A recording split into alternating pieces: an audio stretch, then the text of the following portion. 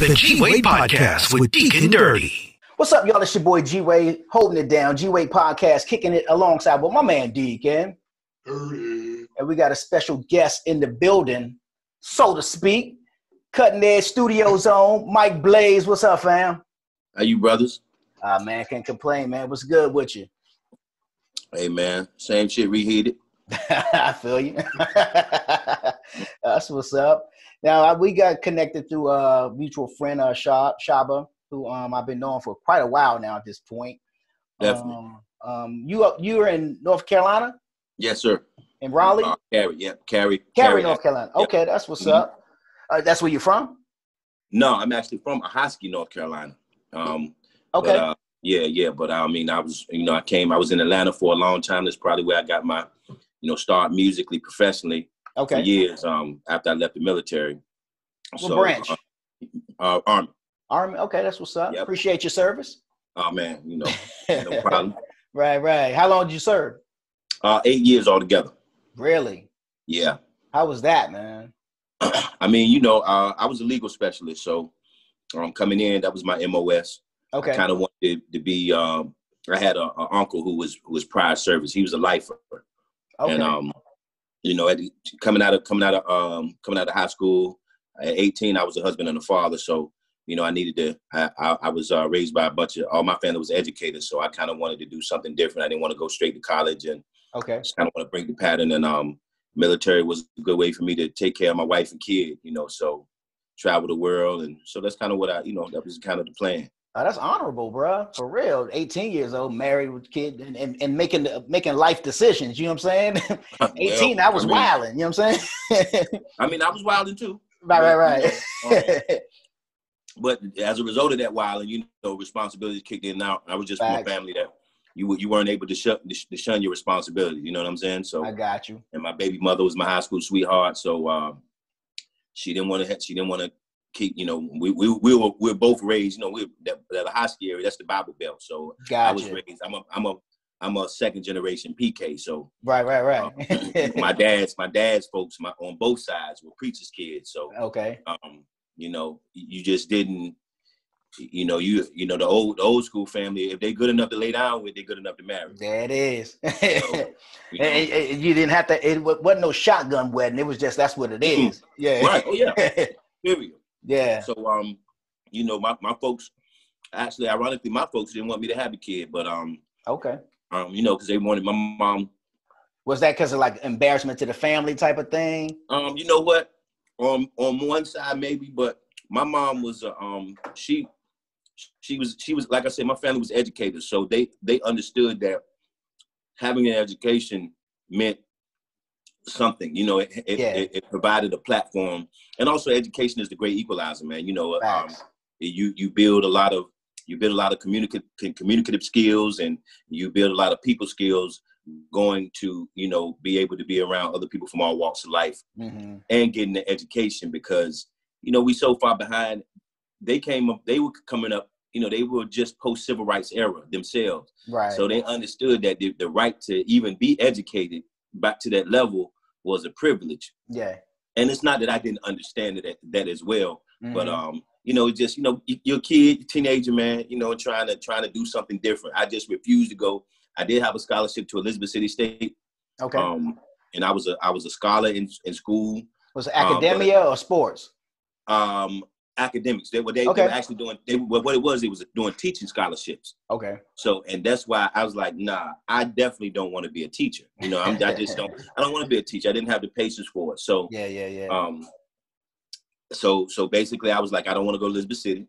Okay. And my folks were like, well, especially my dad, he was like, okay, so you turning down money? Well, you kind of on your own then. And then I'm going, get my girl pregnant. So right. Okay, yeah, you figure that out. You a man now. Oh yeah, definitely. People, kids don't understand after 18, it's a privilege, not a right. Yeah, absolutely. Any type of way that you still can live at home and still can enjoy, some of the perks of not having to be an adult after 18, man. Yeah. That's a blessing. They count it all joy. Oh, right. Man, believe it. Right. So, so at that time, my mom thought that we should, me and my girlfriend should go to college. She ended up going to college, but they were like, listen, you know, y'all should go to college and y'all will work it out. And, you know, at that time we didn't have, my mom was probably the only person we had in our corner based on both sides of our parents. So, you know, my dad was against it. Her mom was against it.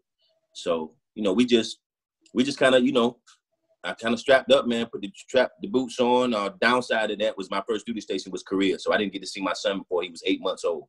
Wow. So I literally came out of basic training at AIT and went straight to AIT. I got married one weekend, honeymoon the next weekend, and was off to Korea the following weekend. Wow.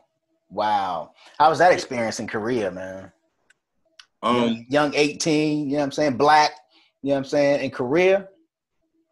How was that? Well, I mean, where I was stationed, it was love. The experience, the military experience, being one, you know, young boy from a high school. I don't know what you know about the southeast southern part of this, like North Carolina, a high school, small little town. We didn't have access to too much. Gotcha. So, and then, you know, you're 18 in Korea, you can drink legally. With a military ID, you can drink legally. So, it was just, I never was the type of person where I was always, you know, I never was, to me, a husky was just where I was from. I was always bigger than that place. Right, you know, right. That's something you knew early. Yeah, definitely.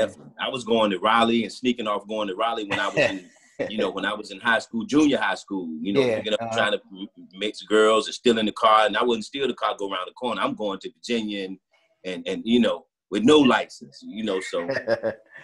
So it was an experience. I welcomed it. I didn't like the fact that I was away from my wife and kid and family. But man, I enjoyed Korea. And I actually joined the Soldier Show, which is really how the music started professionally.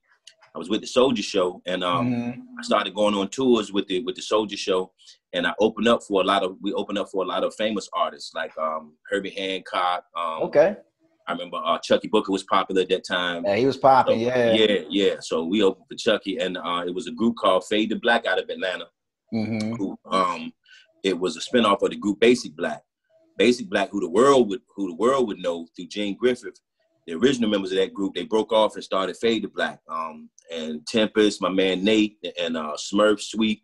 Smurf is actually his name is Troy. He's actually Dallas Austin's first cousin. Okay, that's what's up. Yeah. So they had a group, man, and opening for them, I developed a relationship with them, and they was like, yo, and I mean, here I am, I'm literally a country boy from high school, you know, I ain't really, and I'm seeing all of these famous people that I love. We had no access to that at all. Right, so, right.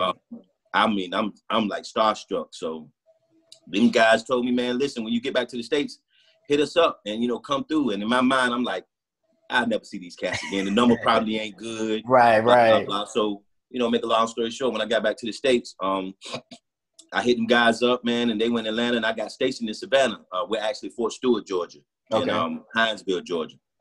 About 2.5 hours, 3 hours from Atlanta. So I hit them up and like, listen, man, I'm in Georgia. Where? How far is Atlanta from? Like, oh man, you know, 2.5, 3 hours. So the first vacation that I got, I shot to Atlanta, man, and the rest, as they say, is history. I started literally. They were already established. I never forget. I was at, and this is something crazy. I was at Coop B. This is Bobby Brown's sister's house. Okay. And during the early Whitney days when nobody knew, and literally saw them together. So I mean, you was in early. Nah, man, that was the most surreal thing. And then you happen to be like, you know, like this is an everyday thing for them. And I'm a young country boy, and I'm seeing two of the biggest artists in the world at the time. Kicking it. You know what I'm saying? And I'm like, what the oh my, you know, so right. But that was when Atlanta was it was becoming the melting pot then. So I was a part of all of that. I mean, Rowdy Records was just getting popping. Jermaine was just so deaf, so deaf, man. LaFace was just getting popping. Oh yeah, you know, man, it was the greatest time to be in the A, and I was front and center of it all. And got a chance to work with some dope artists, man. Like I said, because a lot of them in Atlanta, the industry is small, but it's big, you know. So, and what I mean by that is the people that know each other, it's a tight clique of those people that know each other. But once you in the industry in Atlanta, like if you in the loop, you're in the, like everybody knows, you know. Right. Yeah, my friends it was just regular people because they grew up there. So they grew up with all the artists. These are people that were just regular friends that regular friends. Yeah. They just got these opportunities because Atlanta had a place, but that was, it was a land of opportunities at the time. You just had to be prepared. So, that's the difference. Are you self-taught or you trained? I'm self-taught. My dad was a musician. Okay.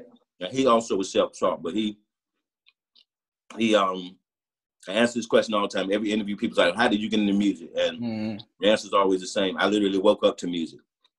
Right. Because my dad, there were instruments in my living room. Yeah. My dad, he played for choirs. He had quartets. He managed groups. He was in a group himself. So I was privy at an early age to all kinds of rehearsals, choir rehearsals. I knew about the pitfalls of personality disorders when you're in group, personality differences when you're in groups and all of that. I had a front row seat, and it was useless. What I felt like was useless information at the time because it was just what my daily routine was. Right. So I never aspired to do music. It was just a part of who I was. I never forget getting older and realizing that you could get girls with singing. And singing was just a part of what I did. I used to be like, you like singers? No, I sing. Like, right, really? Right. Like, that's not singing. So you got on the corner doo-wopping, just to, what I'm saying? It definitely was my weapon of choice when it came to what they call wooing the women at the time. Yeah. So when did you start linking up with because I know you produced for when did you link up with Big Daddy Kane? Because that's one of my all-time favorites. Oh my goodness. Yeah, I'm still waiting to the day that I'm gonna meet him. You know what I'm saying? Hey man, I should hit him up. Man, holler at your boy. That's easy.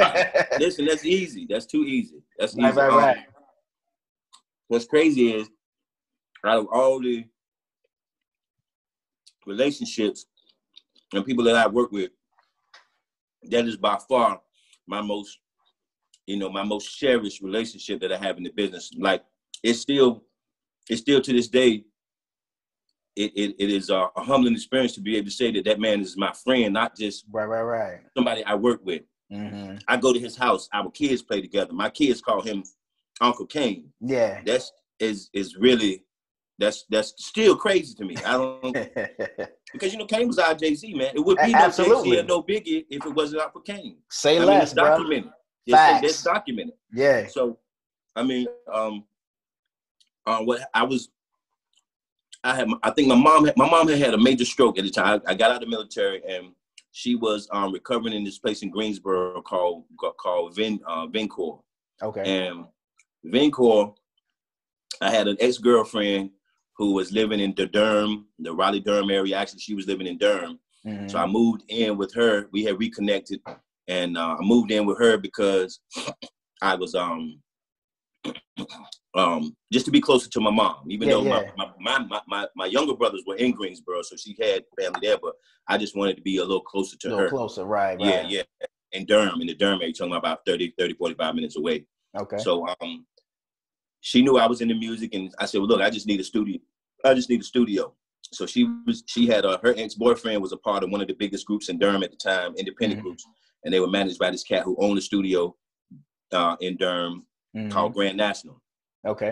So she was like, all I know is Grand National. I said, all right, well, just take me over there. My first day there, I walked into Grand National. Guy's name, engineer's name was Greg. Walked in, and Kane was in the studio. Okay, wow. Just chilling. I mean, just doing his shit. I looked at him and I was like, I couldn't believe it. And I just got him. I said, listen, man, it's an honor. He just was cool. He's like, yeah, that's what's up. That's what's up. Good looking, whatever. Yeah. And in my mind then, I said, I'm gonna meet, I'm gonna figure out a way, to make it pop. Yeah. So man, listen, Kane at the time, he was living in Durham, and he was doing production on his own or whatever. And the word got out that it was this new kid in Durham that could play and that had beats, and just word of mouth got back to him. And he was like, yo, I heard you're nice with it. You want to come through and do some, So at the time, me being so starstruck, I policed my boy up with me. I said, yo, we going to Kane's, do some work. Yo, come with me. My first time at Kane, he's looking at me out the window and it's like, he called him on the phone and said, yeah, yo, you by yourself? And I'm like, oh no, I brought my man with me, whatever. He said, yeah, so like, come back when you by yourself though. Wow. And I was like, I mean, just like that. And I was like, okay. But, you know, that was just so from the first time we got it, we just talked about this the other day. He wanted to take, he had about 4 or 5 samples. He was like, well, I don't know if this can be done. I got about these 4 or 5. He had a sample for the hook, a sample for the verse, a sample for the bridge, all of that. He said, so is it a way that we can put these all together and put them in the same key? Mm-hmm. Now, I don't play by note. I play by ear. Gotcha. So, and I don't know what notes or what. When I was in the Soldier Show, there used to be somebody, my man, I was the musical director, and they would be like, B flat minor major something. And my man, I had another keyboard player. He would hit the note for me, so I would hear where I would go. You know where right. I don't know what in the world that is. So I feel you. Yeah. So man, and all I knew was what I did was really something that he could get nobody else to do it, because it's really not like, nah, man, it can't do that. But I just knew I wasn't telling Big Daddy Kane though. Facts. So I mean, that's just. I'm gonna figure that out. You know what I'm saying? Yeah. And that's exactly what happened. I don't know how we did it, but I would take these records, replay them, and then I would replay them in the key that we needed it to be in, and it would take a minute. But that's what I did, man. And their relationship it grew from there. And I mean, I drove him to New York, and I remember I didn't even have a license. I wasn't even telling him that. I told him, he was like, so you mean all the time? You got me in the motherfucking car, Blayz, and I said, listen, I wasn't telling Big Daddy. You telling me you need me to take you to New York? We going to New York. Like, they got him riding dirty up there. Yeah. Oh man, that's funny. So, yeah, any beats that we familiar with? I don't know. Back then, man, listen, I came up in the era where placements, I did a lot of work for labels that I did the NDAs for. In other words, we replayed a lot of records that I got you. You know what I'm saying, that we gave to major producers that they put their name on and we just got bread for. Yeah, you know what I'm saying? So I'm big on this. I get so upset with myself back then. It's been when I have several records that I was paid maybe $20,000, $30,000, $40,000 for, that went on to make millions. Yeah. But you live and you learn. But nothing that Kane released that we did, that was because he really hasn't had anything major, in a few years. So when we started working, it was at a point where people just weren't checking for him. You know what I'm saying? Checking for him like that. Right. And he's always been stuck in his own, his own lane. So yeah. Yeah. So we working on it though. Like we ain't finished. We got several records, and he's done several projects. Myself and my partner Gab Beats, man. Gab did the record for Keisha Cole, Just Like Me. Okay. And, yeah. So we work with some of the biggest artists in the game. So we got several joints with Kane that's still gonna see the light of day, man. Because he still got it. I mean, all of them guys, they still. I still got it. Yeah, absolutely. Yeah. I want to see Kane do a Verzuz. I'm just trying to figure out who he gonna do it with. You know what I'm saying? Listen, who can match that? Rakim. It's supposed they want to see it with Rakim, but Rakim isn't trying to do it. Wow, that's scary right there, man. I don't know which way to go now. You know what I'm saying? Yeah. You know what I'm saying? Yeah, Rakim. They want to do it with Rock. Well, they've been wanting to do a Swiss. Yeah. There was a little incident not a couple of weeks ago that Rock's son was managing his account. And Swiss said, listen, to the God, we waiting on you. Yeah. So his son answered back, said, yo, we ready. And Rakim took the site down, took his son, took his son off the site, we're managing the site. Wow. So they've been trying to do it. But that was like a battle thing. Kane, he hit me to a couple of situations before where they were supposed to battle, and Rod just, I'm not saying that I ain't saying he's running scared or doing whatever. Yeah. I'm just saying like maybe he's just not there. He's just not. Yeah. Because at this time, there's really no reason for anybody to. It's no reason for him, because it could, like, let's just say he loses the Verzuz. I know what you're gonna say. Yeah. You know what I'm saying? Yeah. If he loses the Verzuz, it's bad. But if he wins, it's good. For either one. Kane is willing to do it either way for the culture. For the culture, right? And see, that's what I'm talking about for the culture. You know what I mean? Just to see the OGs get at it, man, and bring up them classics, man. It would be crazy for a couple of hours. You know what I'm saying? And it was, oh man, what? And but I think maybe it was a situation one time, Rob. Maybe somebody said something about some bread or something like that. Eric B was like, "Can y'all give him some money?" But at this point, it's so many people that have done it without it. Mm-hmm. You know what I'm saying? That's done it for the culture. You can't go back and come on, man. Gladys and Patty just did it for the culture. For the culture. Come on, man. You know what I'm saying? And then too, we'd have to go all the way back to the beginning and pay everybody. You got to retro that whole thing. Yeah. So I get it, man. I get it. And I just wish it would happen. Yeah. Kane is even willing to do it with LL, even though he know LL gonna match the floor with him with the discography. That's what I was just talking about that with somebody. I was like, I don't know who can stand next to LL with his discography. Listen, man, I don't care. And then he got all these love songs. You can't match that. Everybody keeps talking about they even say Jay-Z and LL. Jay don't want it with LL. Right. On 20 records. I don't care. I don't care about the era. Because you got to realize too, it's only 20 songs. Yeah, right. So it's really a battle of who matches whose song choice is better. It's just 20 records. They both got 20 records. They both got 20 records. LL, Jay, has Jay ever had a Around the Way Girl hit? Nope. I mean, I'm just saying, you know what I'm saying? Has he ever had I Need Love? You know what I'm saying? Come on, what? Man, you know what? Nobody wanted with L. Right. Nobody wanted with L. Hey Lover. You ain't got no Hey Lover. You know what I'm saying?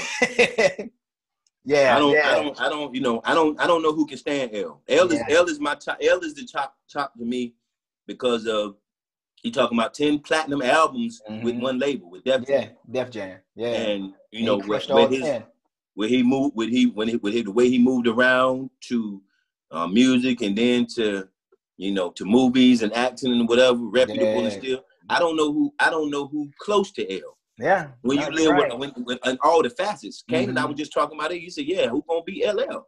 Yeah, no, that's facts, man. Did you have a connection with Rockefeller? Because I see you did some production with Beanie and Freeway, and you know what I'm saying? The connection with Rockefeller was my man Manifest. He's a dope producer in ANC. One of the pillars, one of the musical pillars of the community out here. He had the plug to one of his mans was one of the guys who used to come to the studio was from Philly. Okay. And Beans was his man. Gotcha.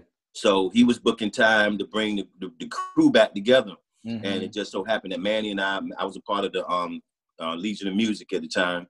And that was myself, Manifest, my partner Gab, and Manny had assembled a who's who team of producers, and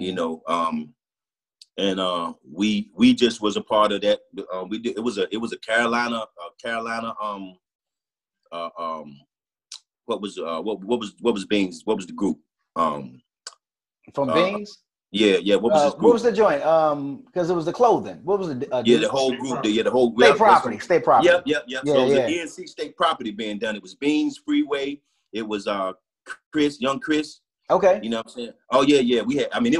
We had some heaters on there. Yeah. And Beans ended up getting locked up. Yeah. Beans ended up getting locked up. So I don't know what happened, but yeah, we were just producers at the time, and Manny had them coming through. Manny had my man coming through, and he had bought Beans, and then they was just booking sessions, and man, we were just privy to everything that was going on from that. Yeah. So yeah, I met Beans. I mean, that's how I met a lot of them cats, man. So that whole crew, and we were just giving them them hits, and they knew they was like them Carolina boys serious. They not playing. So y'all sitting on something. You know what I'm saying? Oh yeah. Now we bought a lot of them cats back, man, for real. Like we bought a lot of them back. So that's what's up. How'd you link up with your partner, Gab Beats? Man, I was in I went to a spot in I had a label, and there was a girl that I met. I don't know if you're familiar with Buster Brown was a comedian here. He used to do he had a TV show where he was showcasing talent. Okay. So through my label, I heard about that and we got on the show, and the talent coordinator for the show was one of my best friends. Her name was Marshika Medley, and Marshika she just had an ear for everything, and she was just on the scene in Greensboro. So once we were on there, I got developed a relationship with her.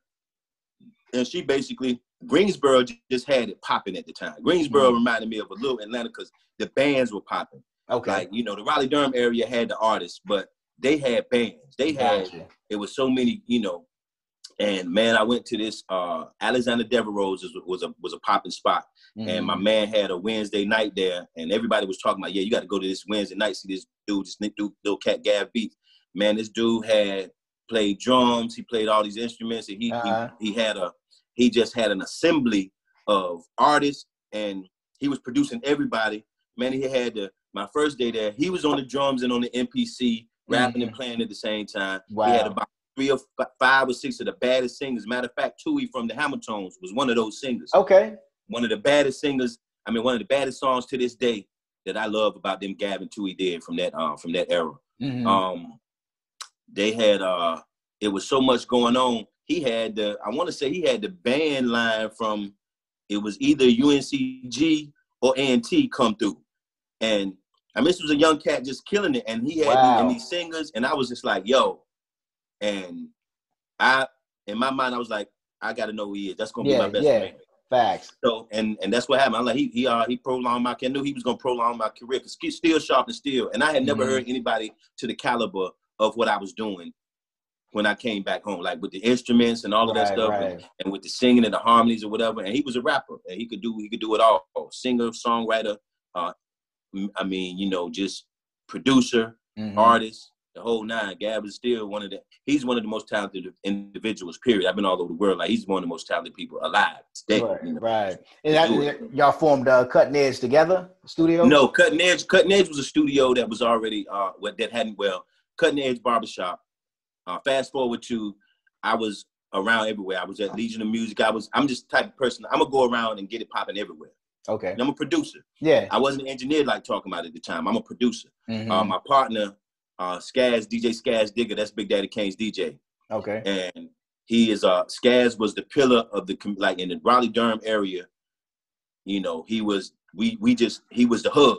Yeah. So once again, you know, I believe that when you living in your purpose, the stars are gonna align and you're gonna be pointed in the direction that you need to. All of these people that I'm talking about, man, I had no reason to be aligned with them other than it was destiny, you know, it was divine intervention. No other reason, because I was always in a position right where I needed to be with the people I needed to be with me for my talents to flourish in a way that would make it profitable for me. Right. And for everybody involved.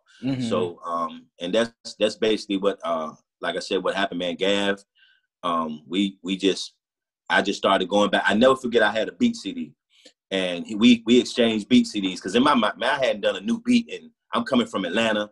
I'm better than everybody. So yeah, take this CD, man. I'm fresh off the industry. I'm getting industry money, but I'm like, people in here clueless. They don't know what's going on. So, yo, I give my beat CD to this dude, and he give me his beat CD. I haven't probably done a new beat in a couple of years because I'm like, I ain't need to. Yeah. I listened to this beat CD, to this dude beat CD going back to the crib. And I never forget, I hit his phone and started copping pleas. Like, okay, so that CD you got, I ain't really doing no new beats. That's old, man. You know, I ain't don't even really listen to that. Matter of fact, don't even listen. That's funny. I was like, oh, this boy is retarded. Like like different. You know, the live instrumentation, the just ear for music. Like I started copping mad please, bro, and that immediately let me know, oh, it is people down here who they ain't playing. So, you know, still sharp and still, man. And Gav, it kept me. I immediately stepped my shit all the way up. Let me get back to business, because you know he playing. But we developed a friendship, man. We kicked it for years. I was just inviting him to come to party. I had my label. I was doing parties, a lot of stuff. I had a mansion party. I said, y'all just come chill. So I remember one time he hit me one day. He was like, yo, you know, is there some bread anywhere, this, that, and the third? I was like, yo, he needed some bread. And I was like, yo, you need to come to NC. I can get you. You need to come to Raleigh. And we can get it popping, but you in the borough. You done too much in the borough. You need to come here. And man, we went on a money run that was serious. And I started everybody in my area started getting, because he was just me in his area. Right. Like he was this guy, like everybody knew who he was. But so in this area, I started bringing him to people and we started getting Raleigh, the whole Raleigh-Durham popping. Right, all right. the singers, because I was known for more R&B. Okay. I do rap, but I was known to more R&B. If you was a singer, you wanted to get with Blayz and Gang. Yeah. You had to. Yeah, because I see you work with RL from Next and everything. Yeah, RL was another. RL came through. My man Bootsy, he's from New York, and he bought a song from RL through there, and then RL came to the studio, and we hit it off. You know what I'm saying? We just, like I said, some of these. It wasn't like I sought anybody out. It was just, once again, it was divine intervention. I was in the studio, and we were like, RL came. I was just the engineer for the song that he was writing for his artist, and we developed he was like, oh, word, so. And that was that, man. Right. So if there was any artist that you would want to work with, like right now, that's, or I guess say alive or dead or alive, who would that be? Oh man, dead, you gotta be Mike, man. Right. Ain't no, if Mike ain't in your disguise, you don't really. You don't know. He was just so talented. Yeah, he was a different type of talented, man. Yeah. He was a different type of talented. I had the opportunity to get with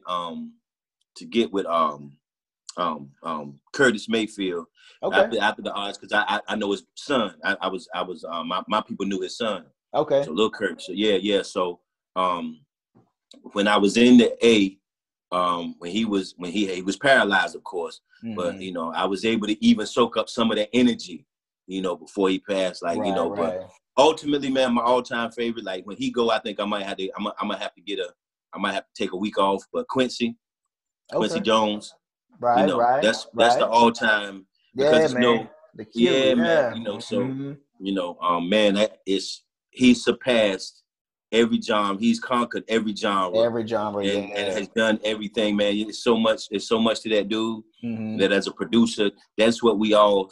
I mean, Jimmy and Terry, they my like, Quincy, Quincy is all like that. Quincy is all they dad. Facts, yeah.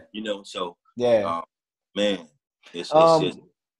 So what's the next move for you? I mean, I know we in this pandemic and everything's kind of awkward right now.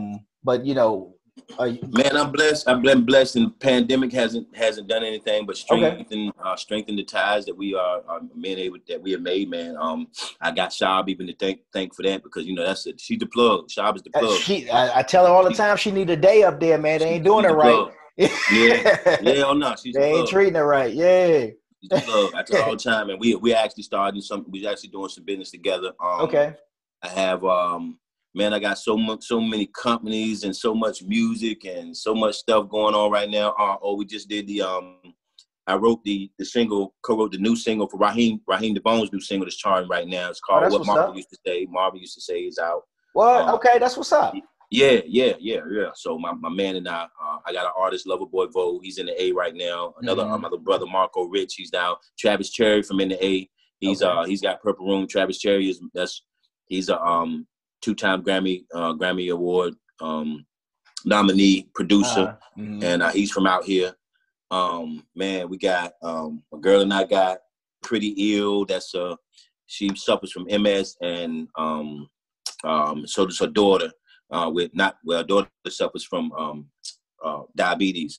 So Pretty Ill is a non-profit organization we're starting. Basically, when you don't look like what you've been through. Yeah, facts. A whole lot of people that are, and also ill being dope. So it's pretty ill, pretty dope. So play on words. I got that. I like that. I like that. Yeah. So, and we got merchandise, man. All this. I'm in the career right now, and you see a bunch of spray paint and all the shirt print and pressing, and it's so much, man. Clothing lines and artists. That's like I said, so many artists coming through. Get Cajun Designs and Q&A Media. That's another media company that we're doing a lot of this merchandising and artistry through. So, I mean, it's not one thing in particular, brother. It's just a lot of stuff. A book. I got a book coming out. And, What's magazine the book? What's the magazine, book? The book is called Dispossession. Okay. And what's it about? Dispossession is about a story about I guess what you would call unconditional love, at the unselfishness at a point where imagine if you were in a relationship with someone who had such an affinity for someone else that you couldn't provide, that you allowed that person to experience that, even though knowing that that's going to hurt you, but you love that person so much, you wanted them to get that love that you couldn't provide yourself. Wow. You know what I'm saying? So, I want to read that one, bro. Oh yeah, that's a movie right there in the making, bro. Listen, that's what it's for. We already passed that. We already okay. That's really Swim is also a magazine, Swag Immortalized. When you tie the tread in water, learn how to swim. So Swim is basically embracing a lot of the culture, our most talented culture people that are moving the culture forward based on their talents. Yeah. I had. I tell the story. It sounds vain, but it's not. I've had some relationships in my life where women had my name tatted on their bodies. So it was like, my whole preface was, is your swag worthy of immortality? Right. So Swag Immortalized is just that. When you have something so dope that you can leave it, that it's gonna last forever. When you leave, when somebody decides that they want to put you on their body, they know you're forever. That's forever. Yeah. Matter of fact, that was one of the first shoots that I had back in the day. I don't have relationships with a lot of them, but I did have about 4 of them, and I had every part of their body that my name was tattooed on them. So, and that was the whole Swim idea. Okay. So Swag Immortalized, and Swim is dope, man. So we just all of those things in developing stages, and once again, Shy and I doing it. She's trying to get her to commit to this artist management and consulting, because she's already doing it. She's already doing all that. Yeah. So where can people find you at, bro? Man, everything Mike Blayz, MikeBlayz. Twitter, Instagram, Facebook, everything is Mike Blayz, MikeBlayz. You can find me pretty much anywhere. And like I said, the story, I'm just getting into, you'll catch me and you find out more about me in traffic than on the internet, because I'm just getting into the social media swag.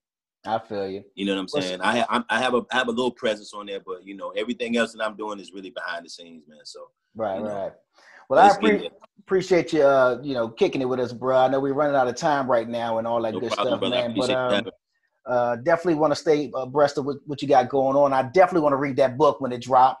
And I'll stay posted on what's happening with you. As a matter of fact, I'm gonna follow you on IG and all that good stuff, so I can stay up.